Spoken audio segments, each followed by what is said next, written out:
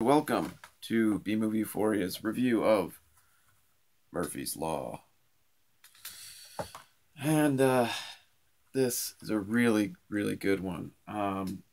It was nice to see something that's really quality and really actually good. Like, not good in a sense that it's good to watch because it's so funny, because it's so terrible. Like Mirror Mirror 2 was. This one is actually really super entertaining and one of the best Bronson films that there is. I just keep finding Bronson movies that I really love, and this is definitely one of them. The last movie that I really liked of Sir Bronson was Red Sun, which was another really, really good one. But this one has a lot of humor in it too. Red Sun had some, but it was kind of somber in tone. But so this was so much is definitely a typical Bronson film where he's a cop. He is tough as shit. He shoots bad guys. He says funny stuff, and he never really cracks a smile. Every once in a while he does, but it's always a Bronson smile. So. In this film, he is a cop again, and he is. His wife just left him. To this part's pretty depressing. So, his wife just left him to become a stripper, exotic dancer at some nightclub, which it's definitely a strip club because it's set up like a strip club, but it's kind of classier, I guess, a little bit, because the women they wear a lot of clothes and then they slowly take them off. So it's definitely a classier place. Plus the stripper pole is about this big around, so there isn't going to be a lot of sliding down it and everything. It's more they kind of just walk around it, very, very sultry. And so he spends his time kind of watching his ex-wife strip and getting in fights with her whenever she's done stripping. At one point, he calls her a whore at work. That's not good. That's kind of bad. I mean, doing that kind of work is, you have to do what you got to do, I guess. But he didn't need to go that far, I think. But anyway, so that's what he does. One day he's coming home from shopping. There's a lot of like shopping bags in this movie. I don't know if that's like a theme that they wanted to keep running through the film, but there are a lot of like grocery bags in the movie. People getting pushed over with grocery bags. Bronson carrying grocery bags a lot. I don't get it. Anyway, so he's bringing his groceries back, and this young girl, she's supposed to be 14, I guess, Arabella, is stealing his car. She's like a teenage runaway. And come on, you're going to steal a cop's car? Obviously, maybe she didn't know. But so he chases her down. She ends up crashing into a restaurant, and she almost gets away, and then Bronson grabs her. And, oh, man, she has some of the greatest insults I've ever heard in a film. There's so many of them. I even wrote some down because there's so many, and she just spits them out one after another. She calls Bronson a snot-licking donkey fart and camel crotch, and just a lot. Oh my god, I have a whole list.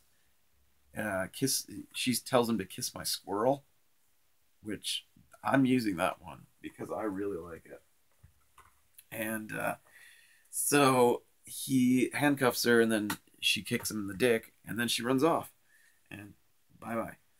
So we find out, through all of this, that there's a woman after Bronson who's also after a bunch of other cops and prosecutors and stuff that put her away, and she's just nuts. She's just like crazy, like super crazy villain woman, which is great. I love seeing, because I think they really have way too many men as villains, you know, and men could be bad dudes, but women can be just as bad. And this woman is so good. It's so convincing. It's so freaky.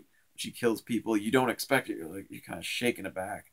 There's at one point where she's getting information from this private detective, Lawrence Tierney from Reservoir Dogs and a ton of other films, and he's supposed to be the tough guy. He's always playing the tough guy, and at one point he gives her the information she needs, and then she just pulls a gun on him and blows him away, and you're totally like taken aback because you're like, this woman is serious. This woman is, there's some shit going on.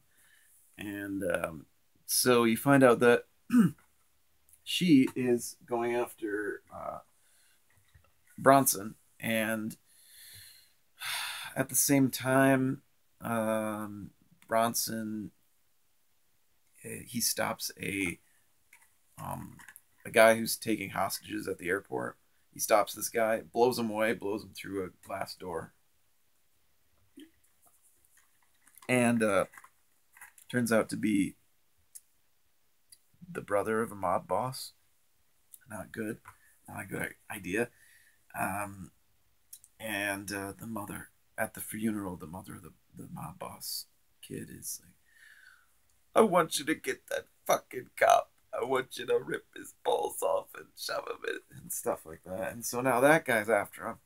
So we got crazy, vengeful ex-convict after him. We've got mob boss guy after him.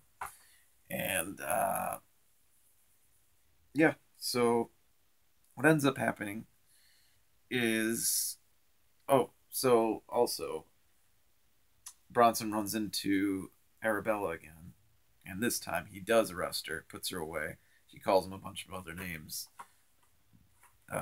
scrotum, cheeks, just a lot more. She says a lot more to him. It's pretty funny. And so he puts her away, and then shortly thereafter, he's like clubbed over the head by this vengeful woman, who's played by Carrie Snodgrass, who does an exceptional job. And she knocks him over the head when he gets in his car, steals his jacket, his gun.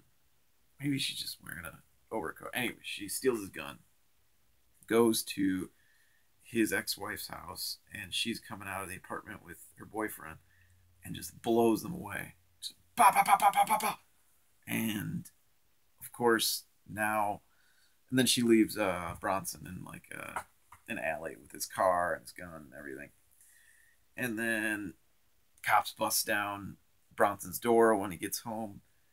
Of course, he's wanted for his ex-wife's murder. He's constantly like saying shit to her at her work and freaking out because she left him. So he's arrested for her murder and put in a holding cell with Arabella. And for some reason, they are handcuffed together. Now, tell me if I'm wrong, but I don't think they usually handcuff men and women. That's not something that usually happens, especially not like teenage runaways, teenage thieves, and like 60-year-old men. That I know it's the 80s, and I know things were different back then, but I really don't think that happened. But to be fair, right around this time in the 80s, there were a ton of cop and convict films. People love them. 48 Hours, what's another one? Midnight Run, just like a ton of these films, and they were all good. Most of them were good, from what I remember. And this is, like I said, one of the best. So they get handcuffed together immediately without even thinking. Bronson just breaks out of prison, knocks out some cops, and he has to take her with him while she's screaming more insults at him. Here, I think I want camel. Did I already say camel crotch? I think I did. There's gotta be more. You know, oh, jism breath. She calls him jism breath. That's another great one. So he breaks out of prison, steals a helicopter from the police helicopter pad, and flies it away while tons of cops are like shooting at him and everything. Awesome scene, flying away. And then he starts running out of gas, and she's freaking out. He's, of course, stone faced constantly. They land on top of a barn, and from what I read, this is the same barn from Friday the 13th Part 3, where all that shit went down. If you've seen Friday the 13th Part 3, you know what barn I'm talking about. He lands on top, and then the helicopter crashes through the barn roof, and they confront all these marijuana farmers that are doing their thing. And then Bronson takes their care of them, and they get away, and then they're on the run again. And so that's kind of, once it gets into it, that's pretty much what you're gonna see throughout the film, is a lot of Bronson and Arabella on the run. Sorry, Murphy and Arabella on the run.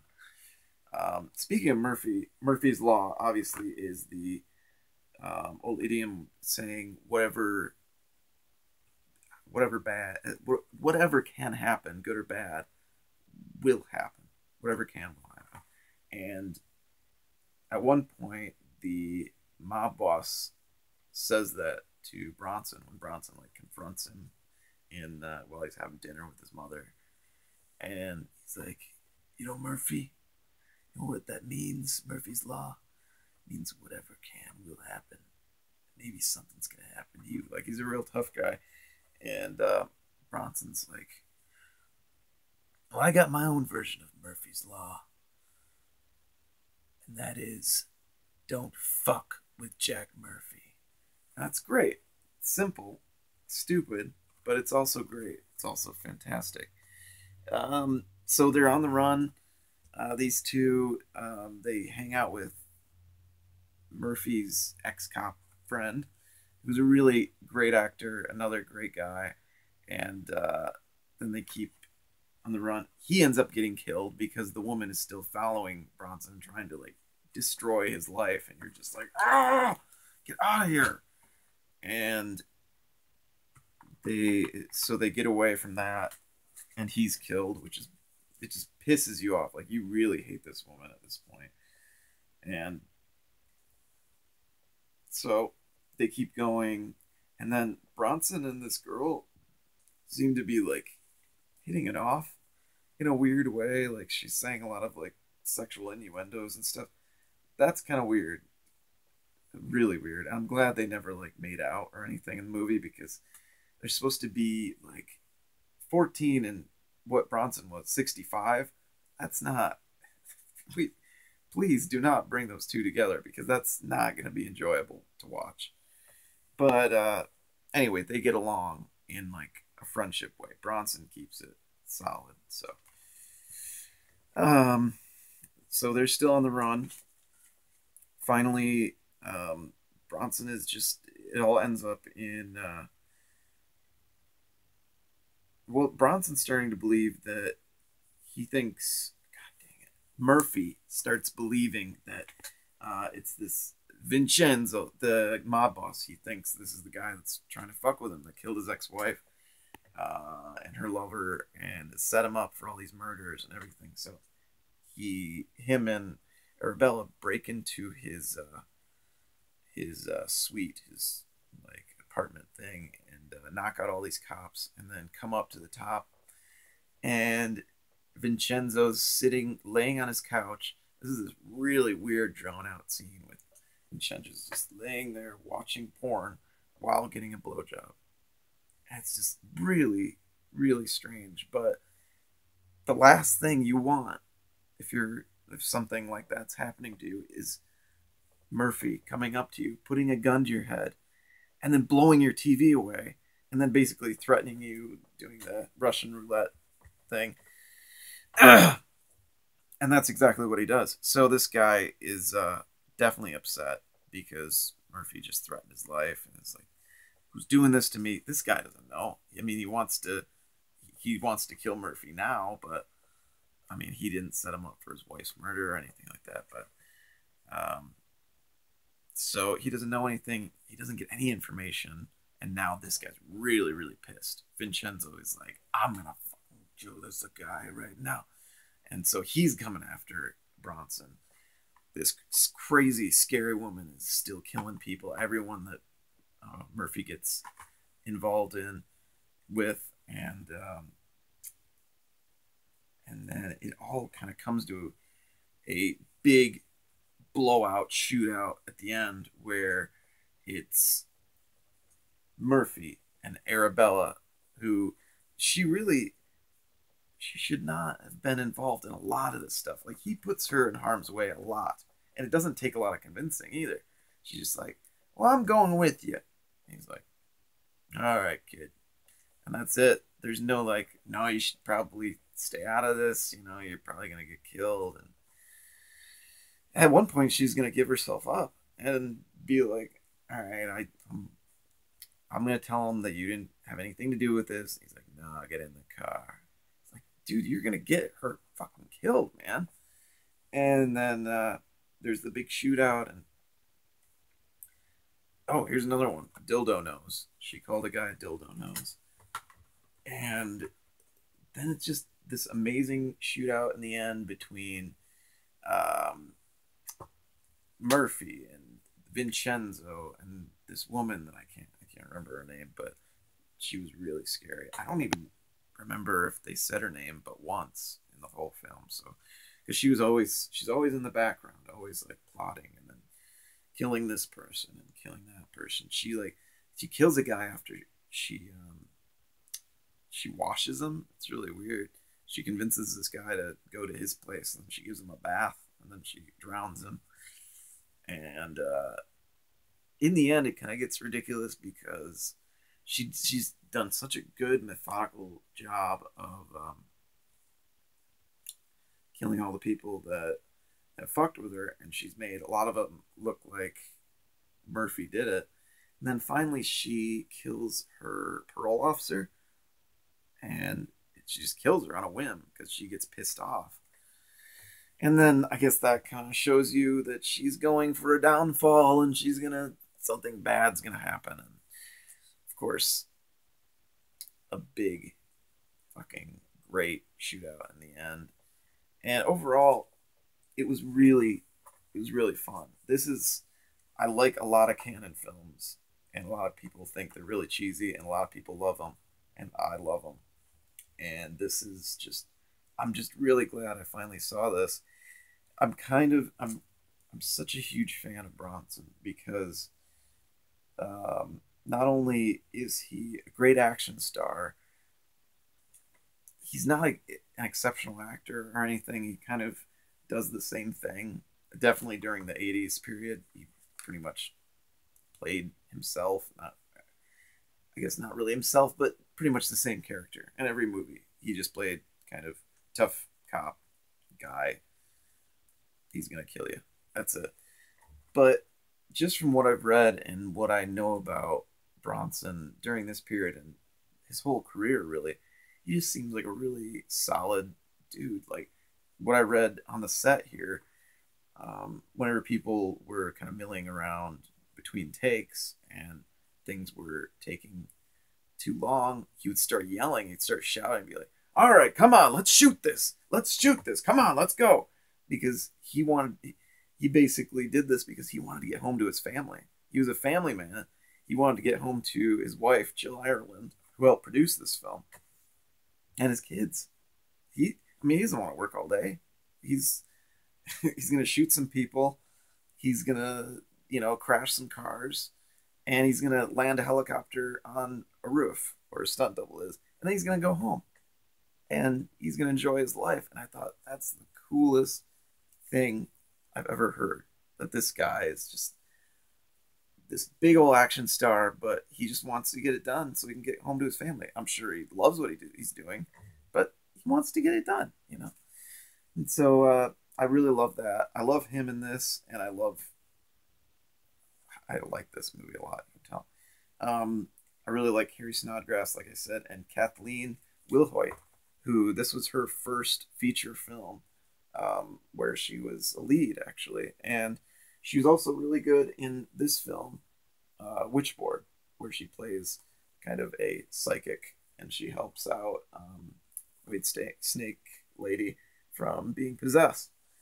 And she was excellent in that too. I just like her a lot. I like her in everything I've seen her, but in this film in particular, despite all the swearing and all the like insults and everything, she was really good and really fun to watch their interaction between each other. I guess before the movie started, some of the producers came up to Kathleen and were like, "Okay, so Bronson's he's kind of a touchy guy to work with, so you just gotta." She's like, "Don't worry about it," and they got along. They got really they got along great, and I like this one. Like I've said, I like this one. And if you want to check it out, I'm sure it's out there. It can't be too hard to find. This is Murphy's Law, and trying to remember anything else I really liked about it, but that about covers it. Go see it as soon as you can. Watch as many Cannon films as you can. Watch as many Bronson films as you can. This one's actually directed by the same guy, and it's not as good, but it's still great. So, thank you for watching, and tune in next time.